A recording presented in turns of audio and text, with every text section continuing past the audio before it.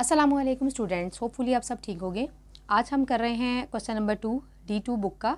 Exercise number है 1A और इस क्वेश्चन में कुछ इस तरह से बयान किया गया है। In a book store 60 identical books occupy a length of 1.5 metre on a shelf. Identical books जो होती हैं वो ऐसी बुक्स होती हैं जो साइज़ और शेप के हिसाब से बिल्कुल एक जैसी होती हैं, और वो यहाँ पर ये कहा जा रहा है कि 60 आइडेंटिकल बुक्स हैं और वो ऑक्यूपाई कर रही हैं एक शेल्फ में। जो लेंथ वो ऑक्यूपाई कर रही हैं वो 1.5 मीटर ऑक्यूपाई कर रही हैं। ठीक है, जैसा कि स्टेटमेंट से आपको शो हो रहा है कि ये डायरेक्ट प्रपोर्शन जो है वो इस क्वेश्चन में शो हो रही है। आपको पता है कि यहाँ पे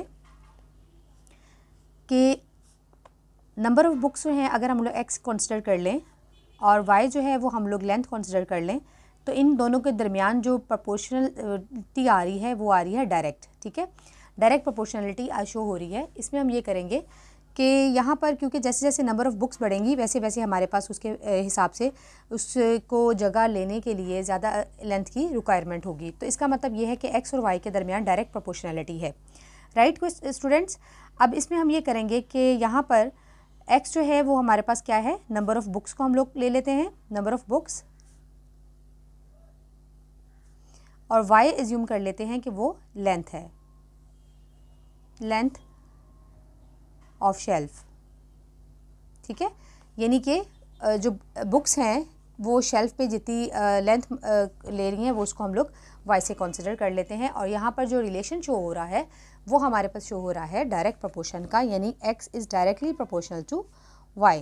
ठीक है, अब जैसे प्रोपोर्शनलिटी की साइन को एलिमिनेट करते हैं तो यहाँ पर हम लोग यूज़ कर लेते हैं x is equal to k Y. Right, इसको हम इक्वेशन नंबर 1 कंसिडर कर लेते हैं।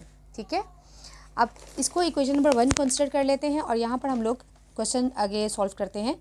स्टेटमेंट के मुताबिक यहाँ पर हमारे पास था कि बुक्स जो थी वो कितनी थी, यानी एक्स जो था हमारे पास, क्योंकि नंबर ऑफ़ बुक्स लिए हैं तो वो हमारे पास कितनी है, वो हमारे पास है 60 आइडेंटिकल बुक्स हैं, और वाई हमने लेंथ ली हुई है और वाई हमारे पास क्या है 1.5। ठीक है, 1.5 हमारे पास लेंथ आ गई। अब इसमें हम लोगों ने करना ये है कि इस इक्वेशन को लेकर यहाँ से हम लोग के की वैल्यू को निकाल लेंगे और फिर हम अपना क्वेश्चन जो है वो कैरी ऑन करेंगे। ठीक है, x is equal to k Y, ये हमारे पास इक्वेशन आ गई। इसमें हम लोग x ले लेंगे 60 और k हमारे पास ऐसे ही रहेगा क्योंकि इसकी वैल्यू हम लोगों ने कैलकुलेट करनी है, और y हमारे पास आ जाएगा 1.5। यहाँ से हम लोग कैलकुलेट करके इसकी वैल्यू फाइंड आउट कर लेंगे k की, क्योंकि यहाँ पर 1.5 जो है वो k से मल्टीप्लाई हो रहा है, तो दूसरी इक्वेशन की दूसरी साइड पे जाकर ये डिवाइड हो जाएगा। 60 divided by 1.5 is equal to k। ठीक है, अब k यहाँ पर हम लोग जो ले रहे हैं वो आ रहा है 60 डिवाइडेड बाई 1.5, ये आ जाएगा 40, यानी k की वैल्यू हमारे पास आ रही है 40। ठीक है, ये हमारे पास आ रही है के की वैल्यू, इसको हम लोग हाईलाइट कर लेते हैं, ये हमारे पास के की वैल्यू है। राइट स्टूडेंट, ठीक है, इसके बाद हम लोग इसका फर्स्ट पार्ट है वो कुछ इस तरह है। The length occupied by 50 such books on a shelf. अब हम लोगों ने लेंथ फाइंड आउट करनी है और बुक्स हम लोग को जो गिवन दी हुई है वो हम लोगों ने एक्स जो है अब हम लोगों ने लेना है 50 अकॉर्डिंग टू द स्टेटमेंट्स। अब हमारे पास कितनी बुक्स की 50 बुक्स जो है वो कितनी लेंथ को कवर अप कर रही हैं उसकी हम लोगों ने लेंथ बता देनी है, यानी वाई हम लोगों ने इसमें निकाल लेना है। इक्वेशन हम लोग डायरेक्ट प्रोपोर्शन की यूज़ करेंगे, x is equal to k Y using this equation. ठीक है, एक्स हमारे पास आ गया 50 और के हम लोगों ने यहाँ पर फाइंड आउट किया हुआ है 40, और y हम लोगों ने फाइंड आउट करना है। ठीक है, इसके बाद हम लोगों ने यहाँ पर क्योंकि y जो है 40 से मल्टीप्लाई हो रहा है तो यहाँ पर इस साइड पे जाके ये डिवाइड हो जाएगा। ठीक है, और y की वैल्यू यहाँ से निकल आएगी। y की वैल्यू हमारे पास जो आ जाएगी वो आएगी 50 डिवाइड बाई 40, ये आ रहा है 1.25। राइट, 1.25 जो है वो हमारे पास इसका आंसर आ रहा है 1.25 इसका, यानी कि हमारे पास 1.25 इसकी लेंथ आ रही है कि कितनी लेंथ जो है वो कवर अप कर रहा है, यानी y की वैल्यू आ रही है 1.25 मीटर। ठीक है, अब इसको भी हाईलाइट कर दें क्योंकि ये हमारे पास आंसर आ गया है y का। ठीक है, अब इस तरीके से नेक्स्ट हम लोग कर रहे हैं यहाँ पे।